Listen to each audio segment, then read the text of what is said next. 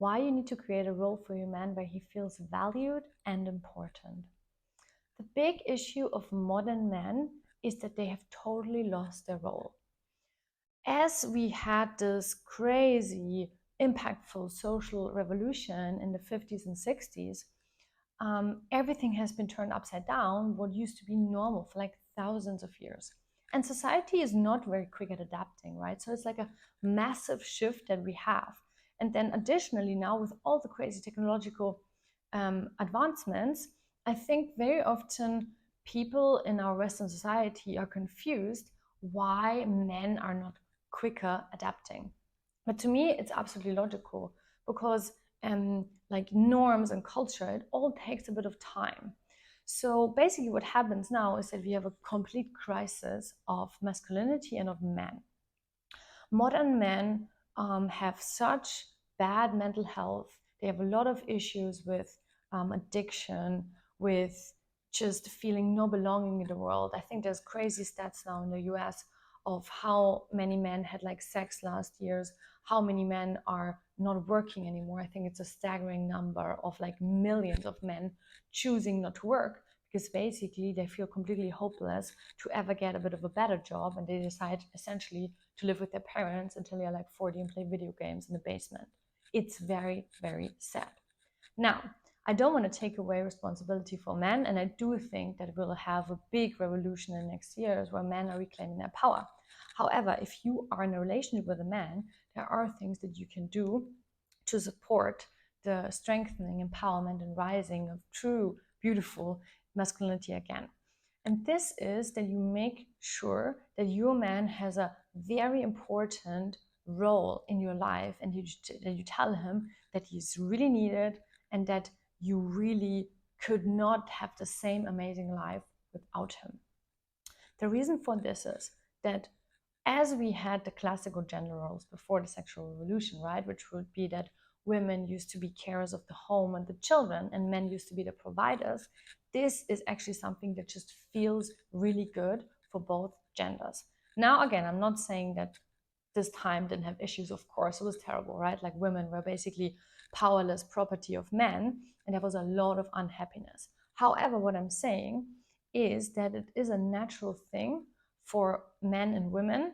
So for women, it is very much like the natural need is, first of all, to have something to take care of, to live life with an open heart, to have really good relationship. Like that's very important for women.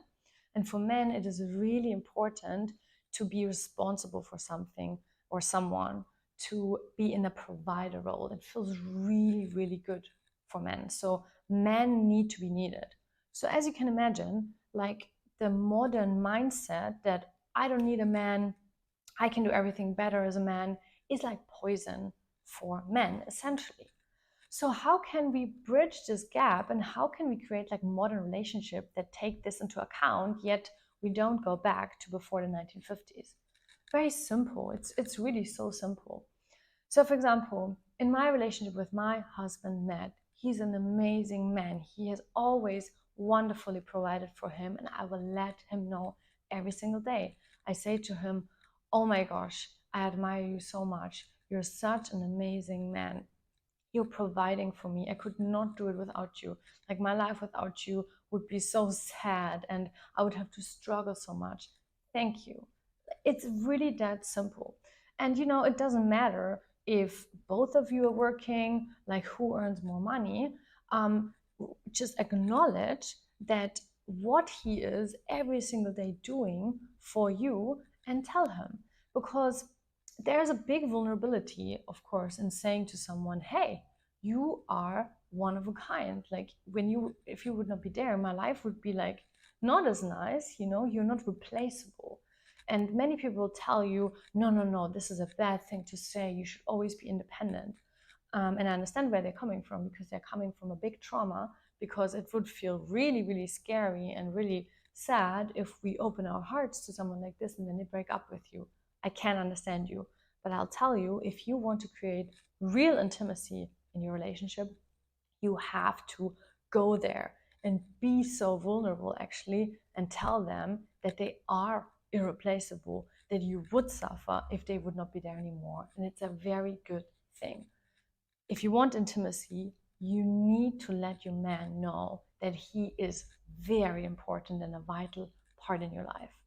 And again, I'm not saying that you would crumble and die if he would not be there anymore. I'm not saying that you could not, live your life alone, that you could provide for yourself, that you, if you wanted, could be a single mother. I'm not saying that you couldn't do those things.